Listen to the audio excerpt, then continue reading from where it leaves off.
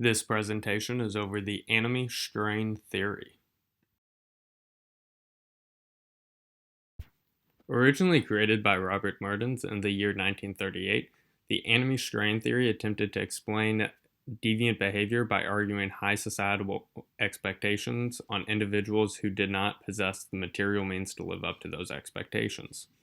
We will also be looking into the adaptations made to the theory by Albert Cohen in 1955, as well as Richard Cloward and Lloyd Olin in 1960. Furthermore, we will assess possible ways our society could use the theory in practical manners and what possibly the theory could be missing or be incorrect about. The goal to means gap. As a part of the original basis of the theory created by Robert Mertens, the goals to mean gap sees deviant behavior not as naturally embedded in people, but as creation by the relationship between an individual and their society. According to Mertens, who looks into the United States in particular, society puts within itself a cultural expectation of high personal achievement, notably in material production due to the nation's highly industrialized and capitalistic system.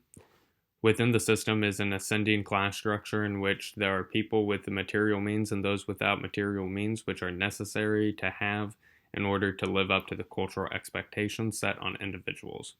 Therefore, those without the proper means either are considered delinquent because of their failure to reach the goal, or resort to other illegitimate or delinquent behavior in order to achieve it. Mertens gives 5 possible personal responses that somebody could give to their predicament. The first is conformity, where person A accepts what the cultural goal is and accepts that they must use legitimate means in order to achieve that goal.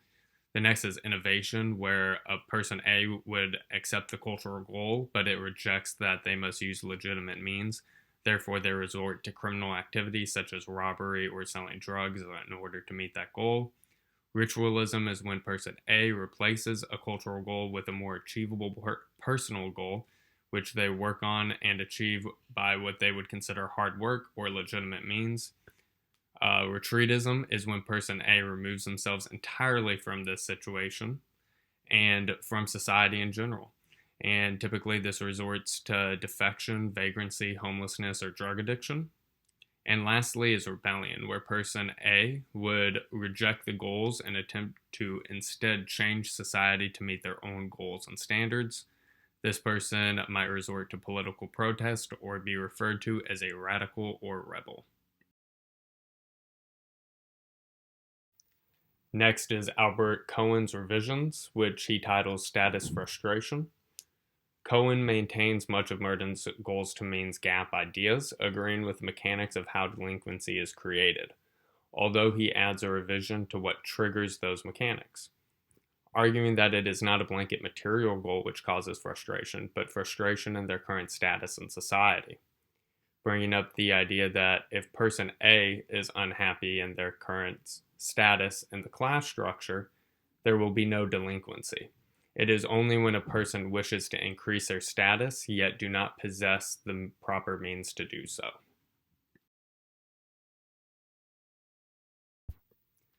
Now for Cloward and Olin's revisions, titled Differential Illegitimate Opportunity.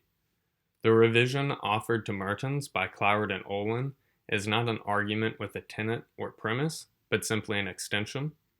Mertens applied the goals to mean gap to only legitimate ways to achieve an overarching society's goal. Although Cloward and Olin saw the same mechanics that the theory offered, also applied to deviant subcultures into their respective goals and means.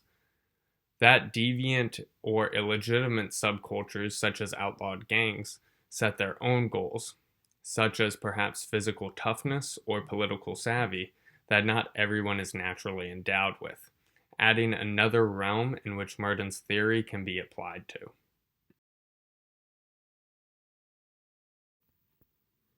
Now, there are 2 primary critiques to this theory. First is that it assumes that most deviant behavior is mostly done by the lower classes, which is statistically backed up.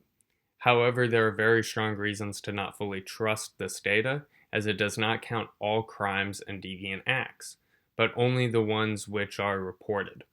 which many people argue policing and reporting are biased towards the upper classes due to power dynamics. And secondly, there is a lack of empirical data which would suggest that there is a blanket societal goal which does exist.